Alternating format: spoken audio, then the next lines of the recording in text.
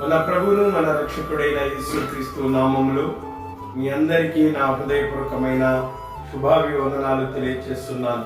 దేవుడు మిమ్మల్ని మీ కుటుంబాలను దీవించి ఆశీర్వదించును గాక. ఆమేన్. సత్యం హెవెన్ మినిస్ట్రీ ద్వారా ఈ దినము మన అంశం దానియేలు చెర జీవితము ఎలా. ఈ దేవుని ప్రేలారా, చెరలో ఉన్న ఈ దానియేలు దర్యావేషు కాలములో ఒక ఆజ్ఞ జారీ అయిందని మనము ముందున్న ఎపిసోడ్లో మనం చూసినాం. ఎలాంటి ఆజ్ఞ అంటే 30 దినాలు ఏ దేవునికి ఏ మనుషునికి ప్రార్థన చేయకూడదు. ఆ రాజ్యంలో ఎవరికి చేయాలంటే దర్యావేసైన రాజుకి ప్రార్థన చేయాలా ప్రతి మనిషి. అయితే దానియేలు ఇట్టి శాసనము విడుదలైందని తెలిసి అనుదినము ముమ్మారు ప్రార్థన చేసుకునే దానియేలు యథావిధిగా తన యొక్క ఇంటికి వెళ్ళి పైగది కిటికీ తెరిచి మోకాలేసి దేవునికి ప్రార్థించినట్లుగా మనం గమనించినాం. కాబట్టి ఈ ప్రధానులు, ఈ అధిపతులు, ఈ నాయకులు కుట్ర చేసిన ఈ సంగతి దర్యావేషుకు తెలియదు, రాజుకు తెలియదు. కాబట్టి వీళ్ళు రాజు దగ్గరికి వచ్చి, రాజా, దానియేలు ఇలాగూ ప్రార్థన చేస్తున్నాడు అని ఆయన సముఖంలో పెట్టారు. అప్పుడు రాజు కలవరపడినాడు. దేవుని ప్రజలారా, రాజు కలవరపడినాడు. దానియేలు గ్రంథము 6వ అధ్యాయం 14వ వచనం. రాజు ఈ మాట విని బహువ్యాకులపడి దానియేలును రక్షింపవలని తన మనస్సును దృఢము చేసుకుని సూర్యుడు అస్తమించు వరకు అతన్ని విడిపించుటకు ప్రయత్నం చేశాను. దానియేలు అతి శ్రేష్టమైన బుద్ధి కలిగిన వాడు, మంచి వ్యక్తి అని రాజుకు తెలుసు. అయ్యో, దానియేలే ఇలా జరిగిపోయిందని ప్రయత్నం చేశాడు దానియేలును విడిపించడానికి. కానీ వాళ్ళందరూ గుంపు కూడి వచ్చి మాదీయుల యొక్క ఈ పారసికుల యొక్క ఒక్కసారి శాసనము విడుదలైందంటే దాన్ని ఎవరు రద్దు చేయాలని, ఆ సంతకాన్ని ఎవరు రద్దు చేయలేరు రాజా. ఆ రాజుకు కూడా అధికారం లేదు. కాబట్టి రాజు ఏమీ చేయలేని పరిస్థితుల్లో ప్రయత్నం చేసి విఫలమయ్యి దానియేలును సింహాల గృహలో వేయమని పోయి దానియేలు తీసుకుని సింహాల గృహలో వేసేసాడు. దేవుని ప్రజలారా, దేవుని కొరకు సింహాల మధ్యకు వెళ్ళడానికి తన ప్రాణం పోతుందని తెలిసినా కూడా దేవుడికి ప్రార్థన చేశాడు, దేవుడికి మొరపెట్టినాడు. ఎందుకంటే దేవుడు సర్వాధికారి. ఆ దర్యావేషు రాజు కూడా ఒక అధికారి ఉన్నాడు, సర్వాధికారి. ఎవరంటే దేవుడు, యేసుక్రీస్తు ప్రభు. సర్వాధికారి అయిన దేవుడై ఉండి నిరంతరము స్తోత్రార్హుడై ఉన్నాడు. మీ దేవుని ప్రజలారా, సర్వాధికారికి దానియేలు లోబడినాడు, ఆయన ఆజ్ఞను పాటించినాడు, సింహాల బోన్లు వేసినాడు. అయితే దేవుడు సింహాల నోళ్లను మూపించేశాడు.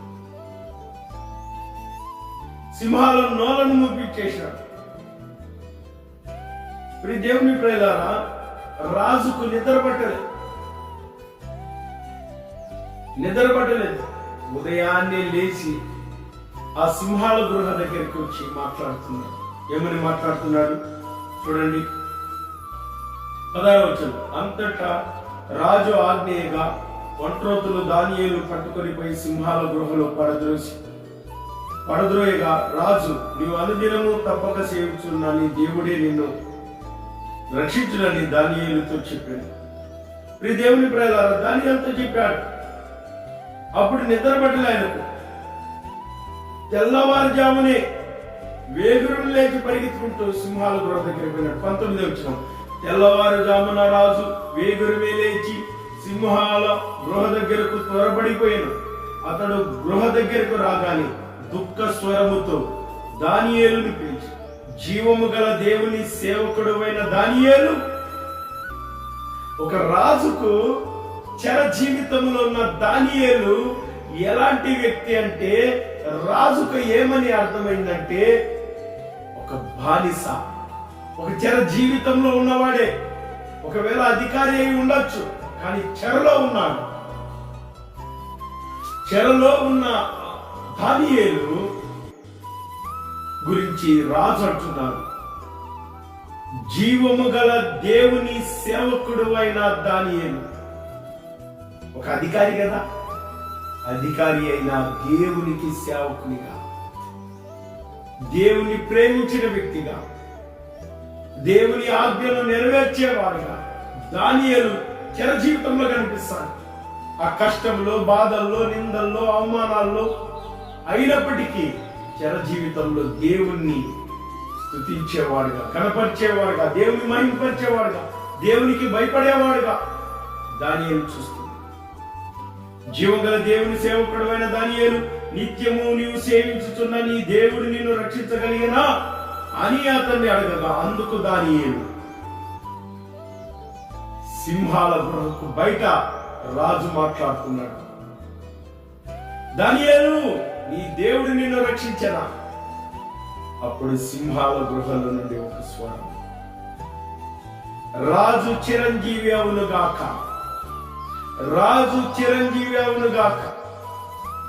చూడండి దేవుని ప్రేమ, రాజు చిరంజీవి చిరకాలము జీవించునుగాక. నేను నా దేవుని దృష్టికి నిర్దోషిగా కనబడితిని గనుక ఆయన తన దూతను నంపి సింహములు నాకు ఏ హాని చేయకుండా వాటి నోలను మించింది. రాజా, నీ దృష్టికి నేను నేరము చేసిన వాడను కాను కదా అని. సింహాల గృహం నుంచి దానియేలు మాట్లాడు, చిరకాలము రాజు జీవించునుగా. రాజా, నీ దృష్టికి నీ నేరం చేసిన వాడిగా నీ కనబడలేదు కదా. రాజు సంతోషించాడు. దేవుని ఆ సింహాల గృహం నుంచి దానియేలు బయటికి తీశాడు. దానియేలు మీద ఎవరైతే కుట్ర చేశారో వారందరినీ తీసుకొచ్చి ఆ సింహాల గృహంలో ఇస్తాను. వాళ్ళు పడకముందు వాళ్ళని అందుకొని చీల్చి వాళ్ళ ఎముకలను కూడా పగలగొట్టారు. దేవుని ప్రజలు దేవుని సేవించాలి, ఆయన ఆరాధించాలి, ఆయనకు లోబడాల, ఆయన ఆజ్ఞకు భయపడాల, ఆయనకు విధేయత చూపాల. దేవుని దృష్టికి నువ్వు అనుకూలముగా ఉండాలి.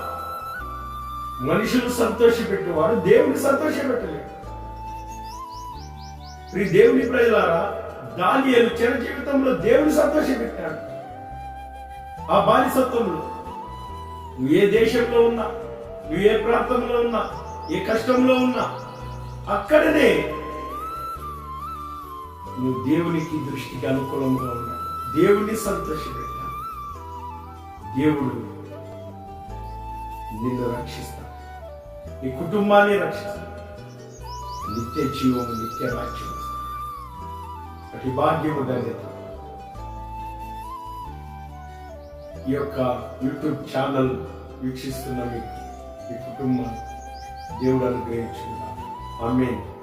ఈ సత్యం హెవెన్ మినిస్ట్రీ ఈ యొక్క ఛానల్ సబ్స్క్రైబ్ చేసుకోండి. సత్యం సర్దార్ మీరు కొట్టేప్పుడు ఈ యొక్క ఛానల్ను ఆత్మీయమైన సంగతులను మీరు అనేకం చూడొచ్చు. ఆత్మీయంగా మేలు పొంది నిత్య జీవము, నిత్య రాజ్యం పొందాలని, దేవుని ఆశీర్వాదం పొందాలని కోరుకుంటున్నాను. దేవుడు మిమ్మల్ని, మీ కుటుంబాలు దీవించును. ఆమేన్. అందరికీ సబ్స్క్రైబ్ చేసుకోండి.